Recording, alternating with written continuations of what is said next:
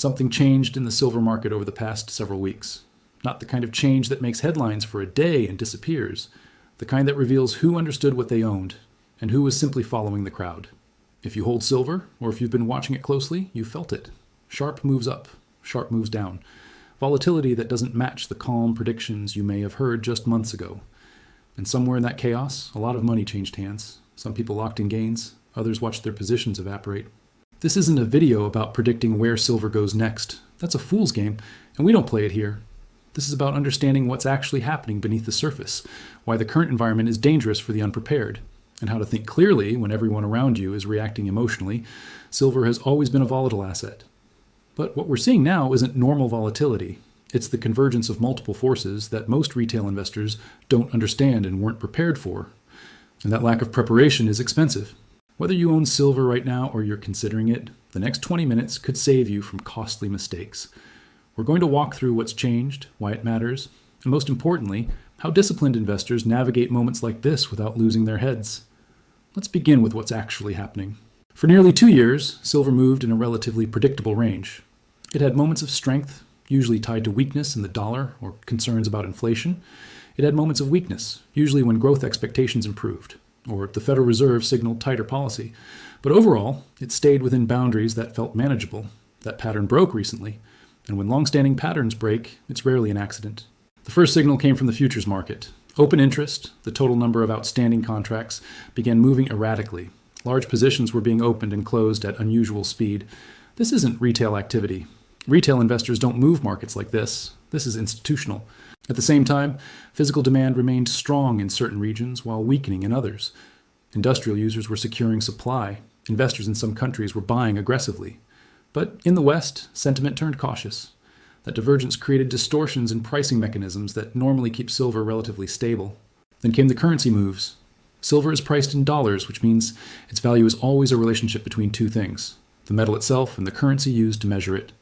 When the dollar strengthens quickly, silver can fall even if demand is strong. When the dollar weakens, silver can rise even if fundamentals are deteriorating. We saw both happen in rapid succession. The dollar surged on stronger than expected economic data, pushing silver down. Then concerns about long-term debt sustainability re-emerged, weakening the dollar and pushing silver back up. The whipsaw effect caught many traders completely off guard. But here's what matters most. These aren't isolated events. They're symptoms of a larger shift in how global markets are functioning. Liquidity is tightening in certain areas while flooding others. Central banks are making conflicting decisions. Geopolitical tensions are altering trade flows. And investors are trying to position for outcomes they don't fully understand. Silver, as a small market compared to gold or equities, amplifies all of this. It moves faster and harder than larger markets because it takes less capital to push it around. That makes it attractive when you're right. It makes it devastating when you're wrong. The biggest mistake investors make with silver is treating it like a simple bet. They hear a story, usually about inflation or currency collapse or industrial demand, and they buy. Then they wait for the story to play out. And when the price doesn't move the way they expected, they either panic and sell or hold stubbornly while their position deteriorates. This approach misunderstands what silver actually is. It's not a stock with earnings. It's not a bond with guaranteed payments. It's a commodity with multiple use cases, priced in a currency that's constantly changing value, traded by participants with completely different motivations. Industrial users buy silver because they need it for manufacturing. They hedge against price increases, which means they're often selling futures even while buying physical metal. Investors buy silver as a store of value or inflation hedge. They're betting on purchasing power, not industrial demand. Speculators trade silver purely on price momentum. They don't care about fundamentals. They care about what everyone else is doing. All three groups are in the same market, pushing and pulling price in different directions for different reasons. When these forces align, silver can move dramatically in one direction. When they conflict, you get volatility that seems random but isn't. Right now, these forces are conflicting more than usual. Industrial demand remains relatively stable, but economic concerns are making manufacturers cautious about inventory. Investment demand is strong in some regions, driven by concerns about currency debasement and banking stability, but weak in others, where investors are rotating into equities or holding cash. Speculative positioning swings wildly based on technical signals and momentum. Most retail investors see only the price. They don't see the mechanics underneath. So when silver drops 5% in a day, they think the story is broken. When it rallies 8% the next week, they think it's going to the moon. Neither reaction is based on understanding. Both are based on emotion. And emotion, in markets like this, is expensive. The investors who survive volatile periods are the ones who understand that price is just information. It tells you what happened, not what will happen. It reflects the balance of forces at a specific moment in time. Tomorrow, that balance can shift completely. Silver has been through periods like this before, not identical, but similar enough that the patterns matter. In 2011, silver ran from around $18 to nearly $50 in less than 6 months. The story was inflation, money printing, and currency collapse. The sentiment was euphoric. Everyone knew someone who made money in silver. And then it crashed. It lost more than half its value in a matter of weeks. Many investors who bought near the top waited years just to break even. Some never recovered. What happened? The fundamentals didn't change overnight. Central banks were still printing money. Debt was still growing. But the trade became too crowded. Too many people owned silver for the same reason, which meant there were no new buyers. When momentum stalled, selling accelerated. Leveraged positions got liquidated. Stop losses triggered more selling. The cascade fed on itself. The lesson wasn't that silver is a bad investment. The lesson was that timing, positioning, and understanding market structure matter more than the underlying story. We saw something similar in 2020. Silver dropped below $12 during the pandemic panic, then rallied to nearly $30 within months as governments unleashed unprecedented stimulus. Again, the story made sense. Again, the trade got crowded. And again, when momentum faded, price corrected sharply. Between these dramatic moves, silver spent years doing very little, grinding sideways, frustrating holders, making people question whether the asset served any purpose at all. This is normal. Commodities don't trend continuously. They consolidate, often for longer than anyone expects, and then move violently when conditions change. Understanding this cycle matters because it changes how you think about position sizing and time horizon. If you're holding silver with money you need in 6 months, you're gambling on timing. If you're holding it as part of a diversified strategy with a multi-year view, short-term volatility is noise. The current environment has echoes of both 2011 and 2020. Enthusiasm has built around certain narratives. Positioning has become elevated in some areas, and the price action suggests that a shakeout may be underway, separating those who understand what they own from those who were chasing momentum. History doesn't repeat exactly, but it does rhyme. And right now, the rhyme suggests that the easy part of this move, if there was one, is over. What comes next requires more skill, more patience, and more discipline than what came before. To understand where silver might go from here, you need to understand the macroeconomic environment it's operating in. And that environment is more complex than most commentary suggests. Start with inflation. The narrative around silver often centers on inflation protection. When currency loses purchasing power, hard assets like silver should hold value. That's the theory. The reality is more nuanced. Inflation isn't a single thing. It's a collection of price changes across different sectors, driven by different causes. Supply chain inflation behaves differently than monetary inflation. Asset price inflation behaves differently than consumer price inflation. Silver responds to some types of inflation and ignores others. What matters more than headline inflation numbers is the market's expectation of where inflation goes next and how central banks will respond. If inflation is rising, but central banks are tightening aggressively, real interest rates can still increase, which is negative for non-yielding assets like silver. If inflation is falling, but central banks are easing, real interest rates can decrease, which is positive for silver. Right now, we're in a transitional phase. Inflation has come down from peaks, but remains above central bank targets in many countries. Growth is slowing, but not collapsing. Central banks are signaling caution, but not panic. This creates uncertainty about the next move. Then there's debt. Government debt levels globally are at historic highs relative to GDP. The cost of servicing that debt is rising as interest rates remain elevated. At some point, this creates a choice between accepting slower growth or debasing the currency through more aggressive monetary expansion. Silver tends to benefit when markets lose confidence in debt sustainability. Not because silver has any inherent utility in that scenario, but because investors rotate into assets that can't be printed or diluted. This isn't a prediction that debt will collapse. It's an observation that debt concerns influence silver sentiment. Currency dynamics are equally important. The dollar's strength or weakness affects silver's price directly because silver is dollar denominated. But it also affects it indirectly through trade flows and international demand. When the dollar is strong, foreign buyers need more of their local currency to buy silver, which dampens demand. When the dollar is weak, the opposite happens. We're seeing unusual currency volatility right now. The dollar has been strengthening against some currencies while weakening against others. This creates confusion in commodity markets and contributes to the erratic price action we've been discussing. The interest rates tie all of this together. When rates are near zero, holding silver costs you nothing in opportunity cost. When rates are at 5%, holding silver means forgoing that yield. This matters more than most people realize. It's why silver struggled during the 2010s when rates were rising and why it rallied during the 2020s when rates were suppressed. The current rate environment is restrictive but potentially unstable. If economic weakness forces central banks to cut rates faster than expected, silver could benefit. If inflation proves stickier and rates stay high longer, silver could struggle. Neither outcome is certain, which is why positioning for probability rather than prediction matters. Finally, there's investor psychology. Markets are driven by how people think and feel about the future, not just by objective fundamentals. Right now, psychology is fragmented. Some investors are euphoric about certain assets. Others are deeply pessimistic.